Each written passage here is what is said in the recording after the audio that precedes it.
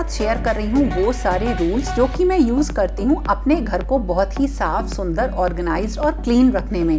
तो चलिए शुरू करते हैं एक ऐसा वीडियो जो कि हाईली रिक्वेस्टेड है।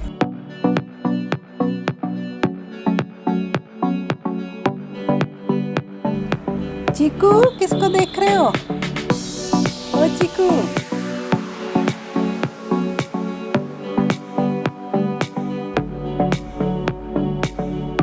ये है एक शीट जो कि मैंने ड्रॉर्स के लिए मंगाई है। लाइनिंग की तरह मैं इसे यूज़ करूँगी। पहले किचन की ड्रॉर्स में मैं गिफ्ट रैप पेपर बिछाने के बाद ट्रांसपेरेंट शीट बिछा दिया करती थी, लेकिन वो जो पेपर था ना वो थोड़ा सा ख़राब हो रहा था, चेंज करना था, इसलिए मैंने इनको मंगवाया है। और इसी बहाने से पूरी जितनी ड्रॉर्स हैं वो मेरी दोबारा से बढ़िया तरह से सेट हो जाएंगी। यानी अगर क्लीनिंग हम अपने घर की करना चाहते हैं तो उससे पहले ऑर्गेनाइजेशन ज़रूरी रहता है। किचन में बहुत काम करते हैं तो बार बार जो ये ड्रॉर्स होती हैं ये उतनी मैनेज नहीं रह पाती हैं, तो इनकी प्लानिंग थोड़ी सी मुझे ऐसी करनी पड़ती है कि मैं इनको जल्दी जल्दी साफ कर सकूं और उसमें जो सामान होता है वो फिर दोबारा से अपनी ज़रूरत के अकॉर्डिंग सेट करूं। ये एक ऑर्गेनाइज़र है, काफ़ी पहले मैंने मंगाया था और ये मैंने जो मसाला की शीशियां होती हैं ना, ग्लास बॉटल्स होती हैं, उनके लिए मंगाया है ताकि वो अच्छी तरह से इस पर रखी जाएं और वो प्रॉपरली विजिबल हों। अलग अलग कलर्स की मैंने ये ले रखी हैं मसालास के ही अकॉर्डिंग, तो जितने मसाले होते हैं वो इसमें दिखते भी रहते हैं और काफ़ी कलरफुल हैं। और इसमें अब ना स्टिकर्स लगने बाकी हैं जो कि मैं अब फिर से लगा लूंगी। और ये देखिए प्रॉपरली इस पे ऑर्गेनाइज हो गई।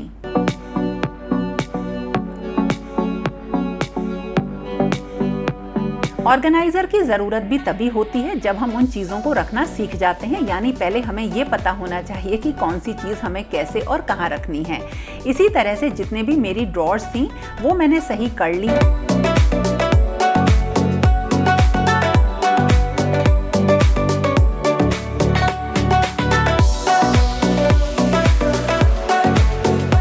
काफ़ी सारे किचन टूल्स ले तो लेते हैं, लेकिन जब उनको यूज़ करने की बारी आती है ना तो वो हमें इधर उधर ही रखे दिखाई मिलते हैं। तो मेरी जो एक ड्रॉर है वो प्रॉपरली इसीलिए मैंने बना रखी है कि उसमें मैं अपने सारे किचन की चीज़ें, जो टूल्स हैं सॉरी, उनको रख सकूं ताकि जब भी काम पड़े मैं इनको यूज़ कर सकूं।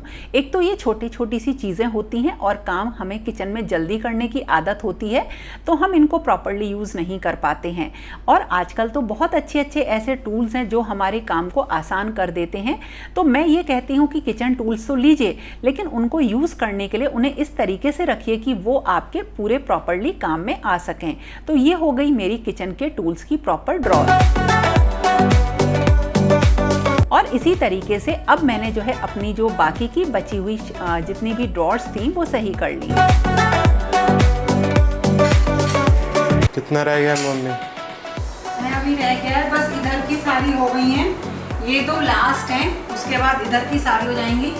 बस इधर की बचेंगी थोड़ी सी, इधर की मैंने कंप्लीट कर दी। तो आज इतना ही करूँगी, इतना फिर किसी और दिन करूँगी। तो ये था हमारा पहला रूल कि अगर हमें कोई एरिया साफ रखना है तो हमें उसको प्रॉपरली बहुत बढ़िया ऑर्गेनाइज भी रखना पड़ेगा।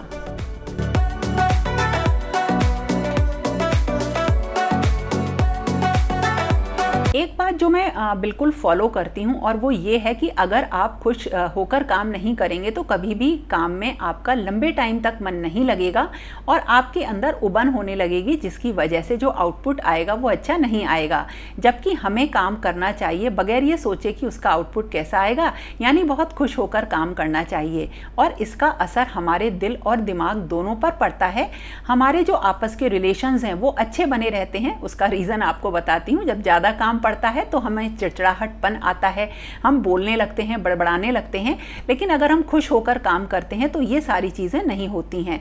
आज बच्चों के लिए बहुत ही बढ़िया पाव भाजी बनाई है, दोनों को बहुत पसंद भी आई और ये रेसिपी जो है ऑलरेडी मेरे चैनल पर है, आप लोग चेक कर लीजिएगा। हाँ, बस ये ध्यान रखिएगा कि कोई भी काम करें तो खुश होकर करें, उसका आउटपुट ना 100 गुना बढ़ जाएगा और बार बार आप उस काम को करेंगे और कभी भी उस काम को करने से आप बोर नहीं होंगे, बल्कि आपके अंदर एक ऐसी क्रिएटिविटी आएगी कि हर बार आप ये सोचेंगे कि इस काम को मैं नए तरीके से कैसे करूं।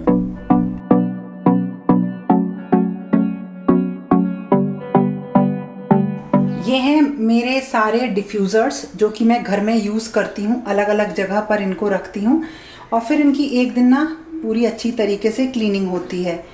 काफ़ी सारे हो जाते हैं इसलिए इनकी क्लीनिंग भी बढ़िया तरह से करनी पड़ती है। मतलब ऐसा नहीं है कि छोड़ दें, ज़्यादा चीज़ें रखो तो उन्हें मेंटेन भी करना पड़ता है। जैसे देखो इसमें थोड़े से ये दाग आ गए हैं, ऐसे हो जाते हैं। और ये वाला तो वाइट वाला ना तो काफ़ी गंदा हो रहा है, ये जो है इसे भी सही करना पड़ेगा। तो इसमें ना एसेंशियल ऑयल्स जो हम डालते हैं उससे ये गंदे हो जाते हैं, तो इनको आज मैं क्लीन करूँगी और जहाँ इनकी जगह है वहाँ पे ये मुझे सारे रखने हैं। इन सब में जो पानी और एसेंशियल ऑयल था ना वो मैंने इसमें कर लिया है, अलग निकाल लिया है। और उसके बाद इन सबको पहले मैं पोंछ देती हूँ। इन सारे डिफ्यूज़र्स को क्लीन करने के लिए मैंने लिया है खाने वाला सोडा, बेकिंग सोडा, और उसमें मिला लिया विनेगर और इसमें डाल के कुछ देर के लिए मैंने रख दिया है। और उसके बाद इसको क्लीन करना है। बस ध्यान रखना है कि हम जब भी इसे साफ़ करें तो पानी का यूज़ ना करें और बहुत केयरफुल हमें इन्हें क्लीन करना है ताकि इसमें अंदर भी पानी ना जाए।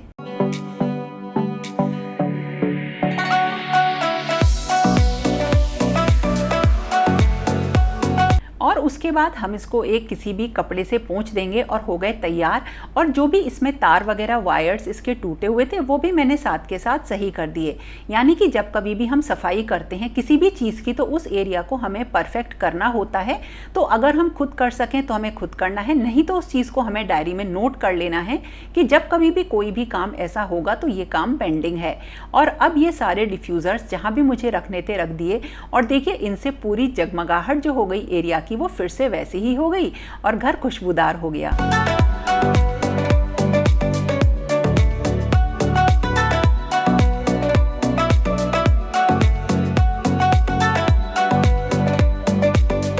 और अगर घर को साफ रखना है तो हमें जितने भी होम इम्प्रूवमेंट टास्क हैं उन सबको भी लगातार करवाना पड़ता है। जैसे हुए बाथरूम्स, यहाँ के जो टैप्स हैं ख़राब हो जाते हैं तो एक ब्लू ऑक्सी का हार्ड स्टेन रिमूवर आता है, उससे क्लीन करती हूँ हमेशा, बिल्कुल चमचमा जाते हैं। तो ये तो ऐसे हैं जो टास्क हैं जो कि हमारे हाथ में होते हैं और जिनको हम कर सकते हैं। लेकिन कई ऐसे टास्क होते हैं जो हम दूसरों से करवाते हैं लेकिन हम उन्हें खुद भी कर सकते हैं। ये मैंने आपके साथ शेयर किया था कि सीलन पपड़ी कभी भी जम जाए ना तो वॉल पुट्टी को बहुत आराम से आप इस तरह से लगा के खुद ही उसको सही कर सकते हैं। वॉल पुट्टी लगाने के बाद हमें सैंड पेपर से थोड़ा घिसना है और पेंट कर देना है और वो एरिया बिल्कुल नया हो जाएगा। और कोरोना के टाइम पे तो मैंने एक रूम को पूरा खुद ही पेंट किया था। और वैसे भी मुझे होम इम्प्रूवमेंट की चेकलिस्ट बनाने की पूरी आदत है और मैं उसी के अकॉर्डिंग काम करती हूँ। इससे एक तो क्या होता है, छोटे छोटे काम घर में होते रहते हैं और घर बिल्कुल साफ सुथरा दिखाई देता है।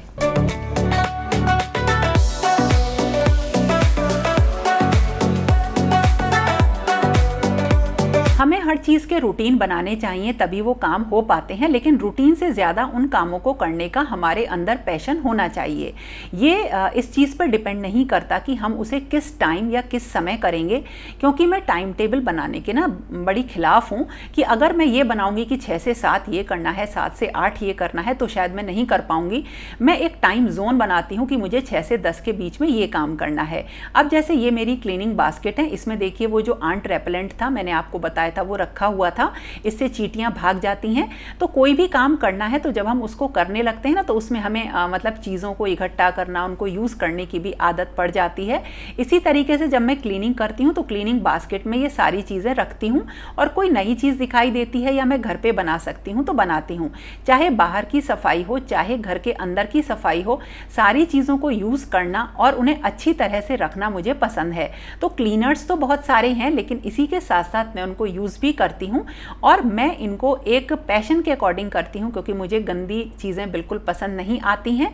और हाँ, अगर आप रूटीन बना सकते हैं तो डेली हाउसकीपिंग का रूटीन बनाइए कि डेली हमको कौन से काम किस टाइम फ्रेम में करने हैं, और या फिर वीकली हाउसकीपिंग का आप रूटीन बना सकते हैं। मेरा जो है घर काफ़ी बड़ा है, अब मुझे ये रूटीन थोड़े से याद हो गए हैं तो मैं इनको कर लेती हूँ। लेकिन हाँ, जैसे ही मुझे कोई चीज़ गंदी दिखती है तो मैं उसकी साफ़ सफाई में लग जाती हूँ, जिसमें कि डेली डस्टिंग वॉशिंग का जो रूटीन होता है वो तो डेली का है, लेकिन हाँ इसका टाइम बिल्कुल भी फिक्स नहीं रहता है, क्योंकि थोड़ा सा जो मैं अब काम करने लगी हूँ यूट्यूब के वीडियोस का काम, ये थोड़े से टाइम टेकिंग होते हैं, तो कई बार मुझे दिन में टाइम मिलता है तो मैं इसको दिन में ही कर पाती हूँ। और हाँ, जब सफाई करती हूँ किसी भी जगह की तो ये कोशिश करती हूँ कि करीब 15-20 दिन में उस एरिया की मैं एक डीप क्लीनिंग ज़रूर कर दूँ। जैसे आज मैं ये ड्राइंग रूम की कर रही हूँ सफाई, तो सारे जितने भी सोफ़े वगैरह हैं वो सब देखिए मैंने बिल्कुल हटा दिए हैं, और जो बिल्कुल अंदर की जगह हैं, हिडन एरियाज़ हैं, उनकी मैं बिल्कुल बढ़िया तरह से डस्टिंग कर दूंगी, और जो मेरे ये सोफ़े वगैरह हैं इनकी भी क्लीनिंग साथ के साथ हो जाएगी। तो जैसे मैंने आपको बताया था कि टूल्स मैंने ले रखे हैं ना, तो उनको इसी तरह से यूज़ करती हूँ। जैसे सोफ़ा क्लीन करने का ये छोटा सा हैंडी टूल है, ये यहीं रखा रहता है, और मैं जब भी क्लीन करना होता है मैं यहीं से उठा के इससे सफाई कर लेती हूँ। तो जो कोई भी आप काम करो वो अपने समय, अपनी आदतों के हिसाब से करो, ना कि आप ये सोच के करो कि अगर कोई सुबह उठ के अपना काम ख़त्म कर ले रहा है तो मुझे भी करना है। तो इसी तरह से अपने रूटीन्स बनाएं।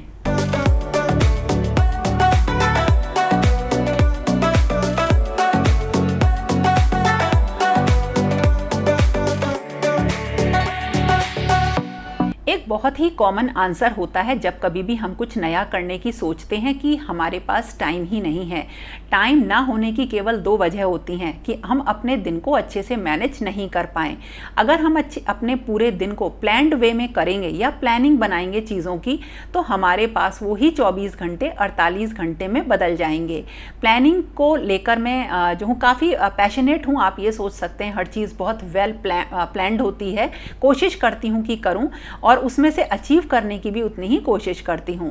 तो मेरे पास एक डायरी रहती है, या फ्रिज पे मैं इस तरीके से कुछ प्लानर्स वगैरह स्टिक कर देती हूँ। ये मैग्नेटिक प्लानर है जो कि मैं फ्रिज पे लगा देती हूँ, और इसी के साथ साथ मेरे पास अब डेली प्लानर के अलग अलग फॉर्मेट के ये पेजेस हैं। लेकिन हाँ, सिर्फ एक डायरी रखिए, उसमें अपने डेली के काम और वो कौन से काम है जो कि पूरे मंथ में आपको करने हैं उनको रखिए। इससे आप देखेंगे कि आपका टाइम, आपके पास इतना टाइम होगा कि आप जो कुछ भी चाहते हैं उसको आप बहुत आराम से कर सकते हैं।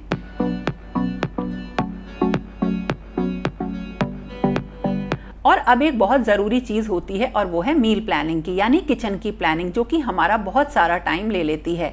इसके लिए भी आप पूरे वीक में आपको क्या बनाना है, उसके लिए क्या चीज़ें चाहिए, उसको प्लान करके रखिए।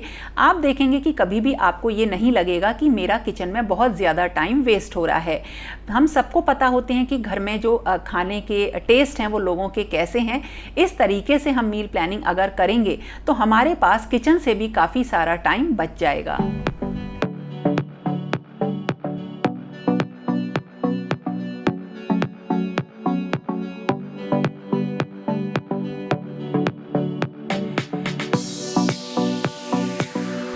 बरसात का मौसम चल रहा है और ड्राई फ्रूट्स हुए, किचन के कुछ सामान हुए जिसमें अक्सर कीड़े लग जाते हैं, तो इनको आज सही मुझे करना था। तो सारी चीज़ों को धूप दिखाई है, और उसके बाद इनको छोटे साफ कंटेनर्स में मैंने भर के रख दिया है। तो छोटे छोटे काम हमें ना कुछ डेली करने चाहिए। ऐसा नहीं है कि हम एक ही दिन बहुत बड़ा काम फैलाएंगे तभी हमारा घर साफ़ सुथरा रहेगा। तो कोई भी एक कोना ले लीजिए, उसे साफ़ कर लीजिए। जैसे आज किचन का ये काम हो गया है, अगर मैं ये सोचती कि किसी दिन और करूंगी तो नहीं हो पाता, और ये सारे काम इतने छोटे होते हैं कि आप इन्हें फटाफट कर लेते हैं। और जब मैंने ये काम किया तो साथ के साथ फ्रिज क्योंकि बड़ा है तो मैंने उसका एक सेक्शन भी क्लीन कर दिया। उसमें जो कुछ भी सामान रखा था उसको प्रॉपर ऑर्गेनाइजर्स में रख के मैंने बिल्कुल साफ कर दिया, और इस तरह से मुझे ये भी पता चल गया कि मेरे पास कौन सा सामान कम है और मुझे कौन सी वाली ग्रोसरी की शॉपिंग करनी है।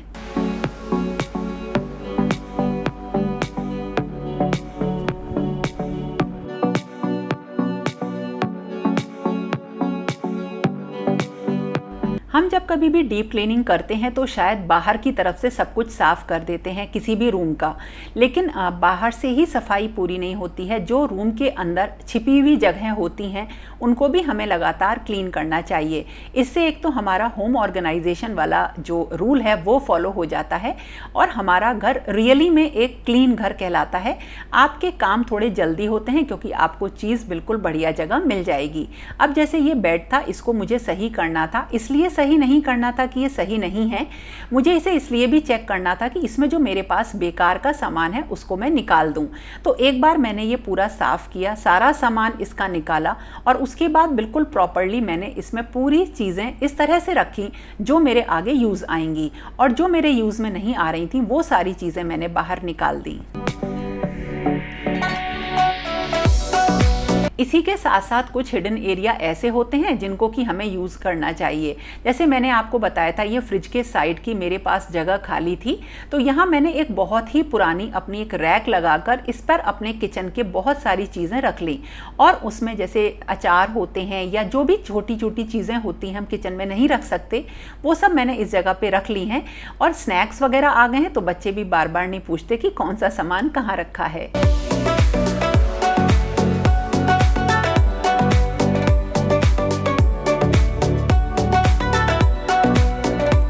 किसी भी घर में अगर सफाई रखनी है तो सबसे ज़्यादा ज़रूरी चीज़ है और वो है बेकार सामान को हटाना।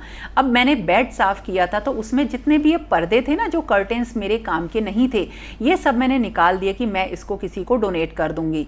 इस तरह से और भी जगह, जैसे आप अपना ड्रेसिंग एरिया साफ़ करेंगे तो आपको पता चलेगा कि वहाँ पर इतनी पुरानी पुरानी चीज़ें जैसे नेल पेंट्स हुए, क्रीम्स हुई रखी हैं कि उनका हम कोई यूज़ तो नहीं कर रहे हैं और उनकी डेट एक्सपायर होने के बावजूद भी हम उनको रखे हुए हैं और बस इसलिए कि ये किसी दिन काम आएंगी। लेकिन हमें लगातार घर को डीक्लटर करना चाहिए, और इसके ऊपर तो मैंने अपना पूरा एक डेडिकेटेड वीडियो बना रखा है कि घर में जो भी बेकार सामान है उसे हमें हाथ के हाथ रख देना चाहिए, क्योंकि हमारे इंडियन घर में ये ही प्रॉब्लम सबसे ज़्यादा है। तो मैं टाइम टू टाइम हमेशा अपने घर को डीक्लटर करती रहती हूँ। जो बेकार का सामान सिर्फ इसलिए रखा है कि किसी दिन काम आएगा, उसे हटा देती हूँ, क्योंकि मुझे पता है कि जो काम आएगा ना वो जल्दी ही काम में आता है। बरसों तक रखने में कोई भी सामान काम नहीं आता है, बल्कि वो सामान खराबी हो जाता है। और इसमें ना किचन वाला एरिया सबसे ज़रूरी है। तो ये थे मेरे कुछ वो रूल्स जिनसे कि मैं अपने घर को हमेशा साफ़, ऑर्गेनाइज्ड और बहुत ही जैसे सुंदर रखने की कोशिश करती हूँ। और यही चीज़ें आप मुझसे पूछते हो तो मैंने आपके साथ शेयर किया। तो दोस्तों, कैसा लगा आपको आज का वीडियो? अगर अच्छा लगा हो ना, या कोई भी चीज़ आपके काम की हो, तो लाइक ज़रूर करना और कमेंट करना, शेयर करना। और फिर मिलेंगे कुछ ऐसे ही नए और इंटरेस्टिंग वीडियो के साथ। तब तक के लिए okay friends, thank you and bye bye.